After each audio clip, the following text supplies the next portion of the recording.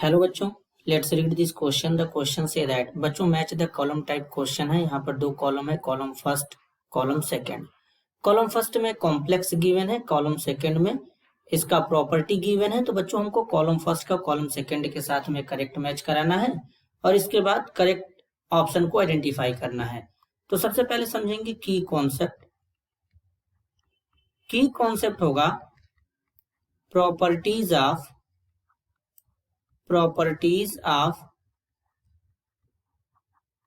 Complex compound. अब बच्चों यहां पर क्या करेंगे, एक एक कॉम्प्लेक्स को लेंगे। तो सबसे पहला कॉम्प्लेक्स है निकल। निकल के साथ में यहां पर H2 है बच्चों 6 टाइम और Cl2 है। सबसे पहले हम लोग क्या करेंगे, इस कॉम्प्लेक्स में ऑक्सीडेशन स्टेट निकल का कैलकुलेट करेंगे। तो X हो जाएगा, निकल का कैलकुलेट करना है तो X मान लेंगे 6 इंटू यहाँ पे 0 प्लस 2 इंटू Cl का -1 होता है बच्चों, कोई चार्ज नहीं, is equal to 0। X is equal to लिखेंगे +2। इसका मतलब इस कॉम्प्लेक्स के अंदर निकल +2 ऑक्सीडेशन स्टेट में प्रेजेंट है। निकल का एटॉमिक नंबर होता है 28, इलेक्ट्रॉनिक कॉन्फ़िगरेशन होता है आर्गन 3d8 4s2। तो ऐसे से 2 इलेक्ट्रॉन निकाल देंगे। तो इस केस में Ni+2 है बच्चों, तो क्या हो जाएगा 3d8 हो जाएगा, 4s 0 हो जाएगा। अब क्या करेंगे, बेसिकली अगर हम यहाँ पे देखें तो इस तरीके से d सबसेल में 5 ऑर्बिटल होते हैं। 5 ऑर्बिटल्स को इस तरीके से डेवलप करेंगे, 1 2 3 4 5 6 7 और 8 इस तरीके से फिलअप कर देंगे। अब यहाँ पे ये क्या होता है, दो पार्ट में यहाँ पर क्रिस्टल फील्ड थ्योरी के अकॉर्डिंग ब्रेक करता है। तो 2 ऑर्बिटल ऊपर चले जाते हैं, हायर एनर्जी ऑर्बिटल वाले, जिसको इजी ऑर्बिटल कहते हैं, और लोअर एनर्जी ऑर्बिटल जो होते हैं T2g ऑर्बिटल होते हैं, ये नीचे रहते हैं, इसको T2g कहते हैं। जिस ऑर्बिटल का एनर्जी कम होता है इलेक्ट्रॉन को उसमें भरते हैं, तो इनका एनर्जी कम है तो पहले इसमें इलेक्ट्रॉन को इस तरीके से फिलअप कर देंगे। अब 2 इलेक्ट्रॉन बच जाएंगे, इनको ऊपर इस तरीके से फिलअप कर देंगे बच्चों। तो अगर अब हम यहाँ पे बात करें बच्चों इस कॉम्प्लेक्स के लिए, तो बेसिकली क्या होगा, तो अब अगर हम इसमें बेसिकली देखें कि इस कॉम्प्लेक्स के अंदर किस तरीके से यहाँ पर बेसिकली हाइब्रिडाइजेशन होगा, क्या होगा। तो सबसे पहले अगर हम बात करें बच्चों, तो हमारा जो डेल्टा O होता है, डेल्टा O जो होता है बच्चों, ये बेसिकली किसके लिए होता है, डेल्टा O जो है हमारा, ये कब ज्यादा होगा, अगर डेल्टा O हमारा पेयरिंग एनर्जी से ज्यादा होगा तो इसका मतलब है कि कॉम्प्लेक्स हमारा लो स्पिन है। और अगर हमारा डेल्टा O जो है ये स्प्लिटिंग इन ऑक्टाहेड्रल कॉम्प्लेक्स के लिए है, अगर पेयरिंग एनर्जी से कम होगा तो बच्चों कॉम्प्लेक्स हमारा हाई स्पिन होगा। क्या होगा, कॉम्प्लेक्स हमारा जो है वो हाई स्पिन होगा। तो अब यहाँ पे कैसे पता चलेगा, तो बेसिकली बच्चों अगर हम बात करें तो इसलिए बच्चों अगर हम यहाँ पे देखें तो ये कॉम्प्लेक्स जो हमारा है बच्चों, ये कॉम्प्लेक्स हमारा यहाँ पे हाई स्पिन होगा। अब हाई स्पिन होगा तो इसके लिए जो ऑक्टाहेड्रल स्प्लिटिंग है बच्चों, वो क्या होगा, पेयरिंग एनर्जी से कम हो जाएगा। तो इस तरीके से यहाँ पर ये हो जाएगा। अब हाई स्पिन है तो इसमें हाइब्रिडाइजेशन के समय पर जो d ऑर्बिटल है वो बाहर वाला यूज हो जाएगा, तो इसमें हाइब्रिडाइजेशन जो हो जाएगा बच्चों वो sp3d2 हो जाएगा। तो इसलिए यहाँ पर अगर हम इसका करेक्ट मैच कराएंगे बच्चों तो क्या होगा, तो इसका करेक्ट मैच जो होगा ए का करेक्ट मैच हो जाएगा बच्चों S के साथ में। अब यहाँ पर जो बच्चों अनपेयर्ड इलेक्ट्रॉन हमको 2 दिख रहे हैं, तो इसका मतलब n का वैल्यू यहाँ पर कितना होगा, 2 होगा। और इसके लिए अगर हम मैग्नेटिक मोमेंट कैलकुलेट करें तो म्यू इज इक्वल टू होता है रूट में n इंटू n+2, और यहाँ पर Bm लिखेंगे, Bm का मतलब होता है बोहर मैग्नेट्रॉन। तो म्यू इज इक्वल टू क्या हो जाएगा, रूट में n का वैल्यू रखेंगे 2 इंटू हो जाएगा 2 + 2 Bm। जब इसको सॉल्व करेंगे तो 2 का यहाँ पे 4 हो जाएगा और 2 के 8, यानी मल्टीप्लाई करेंगे टोटल वैल्यू आ जाएगा √8। अब रूट का 8 का वैल्यू कितना होता है बच्चों, तो जो √8 होता है इसका वैल्यू होता है यहाँ पर 2.83 के आसपास होता है, तो यहाँ पर ये Bm हो जाएगा। तो इसका मतलब ए का जो करेक्ट मैच है वो आर के यहाँ पर S के अलावा आर के साथ में भी हो जाएगा बच्चों। तो यानी इस तरीके से मैच होगा यहाँ पर। अब बच्चों यहाँ पे क्या करेंगे, अब बेसिकली इसमें सेकेंड कॉम्प्लेक्स को चेक करेंगे। अब यहाँ पर जो सेकेंड कॉम्प्लेक्स दिया है कुछ इस तरीके से इसको समझेंगे। अब सेकेंड कॉम्प्लेक्स है यहाँ पे CO, कोबाल्ट है, Cn है बच्चों 2 टाइम्स, NH3 इसमें जो है वो 4 टाइम्स है, और यहाँ पर OC2H5 लगा है। इसको ब्रेक करेंगे तो कुछ इस तरीके से ब्रेक होगा। यहाँ पर CO, Cn है 2 टाइम्स, NH3 है बच्चों यहाँ पे 4, अब इस पे आ जाएगा पॉजिटिव, C2H5 O नेगेटिव यहाँ पे इस तरीके से चला जाएगा। तो अब इस कॉम्प्लेक्स में बेसिकली कोबाल्ट का ऑक्सीडेशन स्टेट कैलकुलेट करेंगे। तो कोबाल्ट का X हो जाएगा Cn 2 टाइम्स है 2 इंटू -1 प्लस NH3 4 टाइम है 4 इंटू NH3 न्यूट्रल होता है 0 इज इक्वल टू +1। सॉल्व करेंगे तो X इज इक्वल टू यहाँ पे आएगा +3। इसका मतलब इस कॉम्प्लेक्स के अंदर कोबाल्ट जो है +3 ऑक्सीडेशन स्टेट में प्रेजेंट है। अब कोबाल्ट लिखेंगे इस तरीके से, एटॉमिक नंबर होता है 27, इलेक्ट्रॉनिक कॉन्फ़िगरेशन होता है आर्गन 3d7 4s2। ऐसे से 2 इलेक्ट्रॉन निकाल देंगे और 1 इलेक्ट्रॉन D से निकाल देंगे तो कोबाल्ट हमारा +3 में चला जाएगा, तो यहाँ पर हो जाएगा 3d6। अब क्या करेंगे, इस तरीके से D में 6 इलेक्ट्रॉन को फिलअप करेंगे।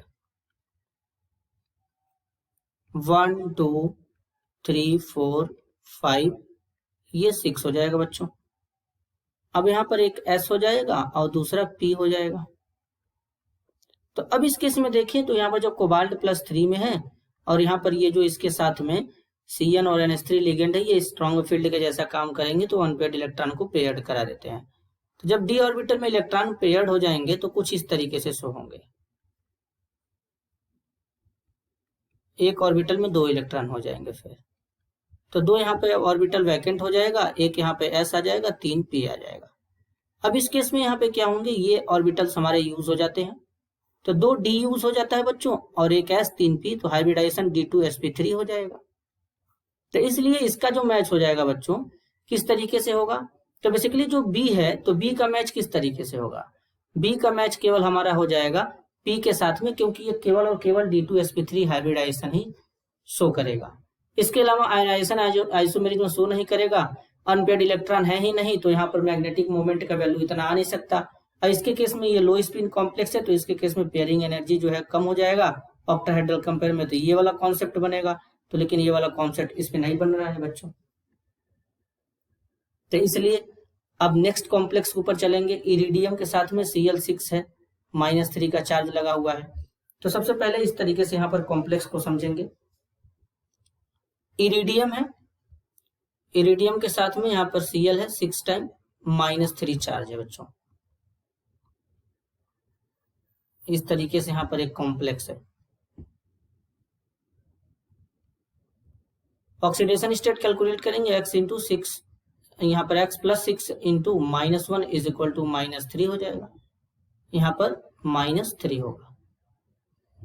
अब अगर हम यहाँ पे देखें तो x इज इक्वल टू आएगा +3।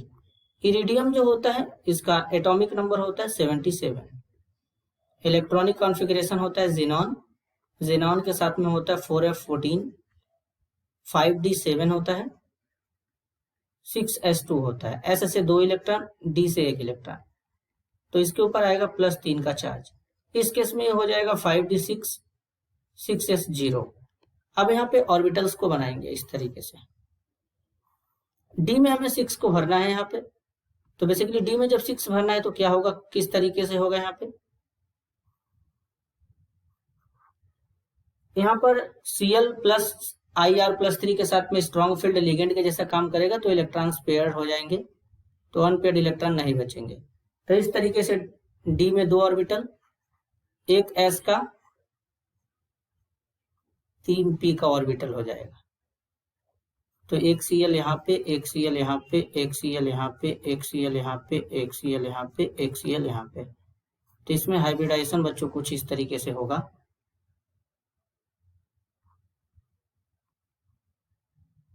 तो इस केस में यहाँ पे क्या हो रहा है, 2 D ऑर्बिटल यूज हो रहे हैं, एक S ऑर्बिटल यूज हो रहा है, तो हाइब्रिडाइजेशन क्या बनेगा, D2sp3 बनेगा।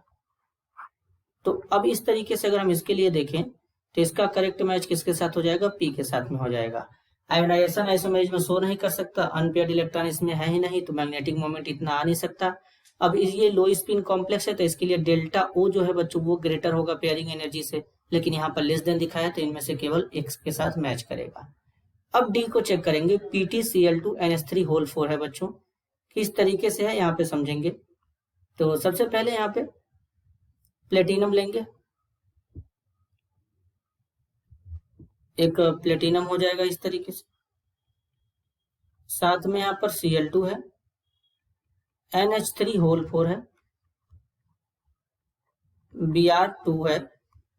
ऑक्सीडेशन स्टेट कैलकुलेट करेंगे, x + 2 × -1 + 4 × यहाँ पर 0 हो जाएगा, +2 × Br का -1 होता है = 0। x = इसके लिए प्लेटिनम के लिए जो ऑक्सीडेशन स्टेट निकल के आएगा वो आएगा +4। इसका मतलब इस कॉम्प्लेक्स के अंदर जो प्लेटिनम है वो +4 ऑक्सीडेशन स्टेट में प्रेजेंट है। प्लेटिनम का इलेक्ट्रॉनिक कॉन्फ़िगरेशन अगर हम देखें तो बेसिकली इस तरीके से होता है, 78 एटॉमिक नंबर होता है, इलेक्ट्रॉनिक कॉन्फ़िगरेशन होगा ज़ीनॉन 4f14 5d9 6s1। तो एक इलेक्ट्रॉन यहाँ से चला जाएगा और बच्चों डी से हमारा जो है इलेक्ट्रॉन चला जाएगा 3, तो यहाँ पर बनेगा प्लेटिनम 4+ के केस में 5d6। अब डी में यहाँ पे 6 इलेक्ट्रॉन है इस तरीके से, तो यहाँ पर प्लेटिनम +4 में है, तो यहाँ पर इलेक्ट्रॉन जो है बच्चों इस तरीके से अगर हम देखेंगे तो पेयरिंग हो जाएगा, तो यहाँ पर इस तरीके से 6 इलेक्ट्रॉन हो जाएंगे, 2 डी ऑर्बिटल वैकेंट रह जाएंगे, एक हमारा s इस तरीके से 3 p हो जाएंगे। तो इस केस में ये ऑर्बिटल्स यहाँ पे यूज हो जाएंगे। यूज होने के बाद इसमें जो हाइब्रिडाइजेशन बनेगा बच्चों, हाइब्रिडाइजेशन यहाँ पे बन जाएगा D2sp3। D2sp3 हाइब्रिडाइजेशन इस कॉम्प्लेक्स के अंदर बनेगा क्योंकि अंदर वाला डी ऑर्बिटल यूज हो रहा है। और साथ ही साथ ये जो प्लेटिनम है, ये प्लेटिनम का जो कॉम्प्लेक्स है ये आयोनाइजेशन आइसोमेरिज में कभी शो करता है कुछ इस तरीके से। यहाँ पर ब्रैकेट के बाहर Br2 है, यहाँ पे Cl2 है ब्रैकेट कोऑर्डिनेशन स्फीयर के अंदर, तो ये इस तरीके से एक्सचेंज भी हो जाते हैं। यहाँ पर Br2 NH3 और यहाँ पर हो जाएगा Cl2। तो इस तरीके से आयोनाइजेशन आइसोमेरिज में भी शो कर रहा है, डिफरेंट टाइप्स के आयन प्रेजेंट है। और हाइब्रिडाइजेशन D2sp3 है, तो इसका मतलब है बच्चों यहाँ पर क्या होगा, इसका मतलब है कि ये जो है अगर हम यहाँ पे बेसिकली डी का मैच देखें तो डी का मैच पी के साथ में भी हो जाएगा, D2sp3 है, और इसके अलावा क्यू के साथ में भी मैच हो जाएगा बच्चों, क्योंकि ये दोनों आइसोमेरिज यहाँ पर ये आयोनाइजेशन आइसोमेरिज में भी शो कर रहा है। तो अब इसका अगर हम यहाँ पे करेक्ट ऑर्डर यहाँ पे चेक करें तो करेक्ट ऑर्डर क्या होगा बच्चों, करेक्ट ऑर्डर यहाँ पे होगा अगर इसका हम देखें तो होगा यहाँ पे ऑप्शन 3, ए का RS करेक्ट है। यहाँ पर जो करेक्ट ऑर्डर बनेगा बच्चों ए का RS होगा, बी का यहाँ पे क्या होगा P होगा, बी का S नहीं होगा बेसिकली बच्चों, तो यहाँ पर ये नहीं रहेगा। इसके बाद C का P होगा, डी का जो होगा बच्चों Q भी होगा और इसके साथ में P भी होगा, तो यहाँ पर बेसिकली क्या होगा, ये उल्टा लिखा गया, यहाँ पर P हो जाएगा। तो इस तरीके से यहाँ पर ये करेक्ट ऑर्डर बनेगा। This is your answer. I hope you understood it well. All the best.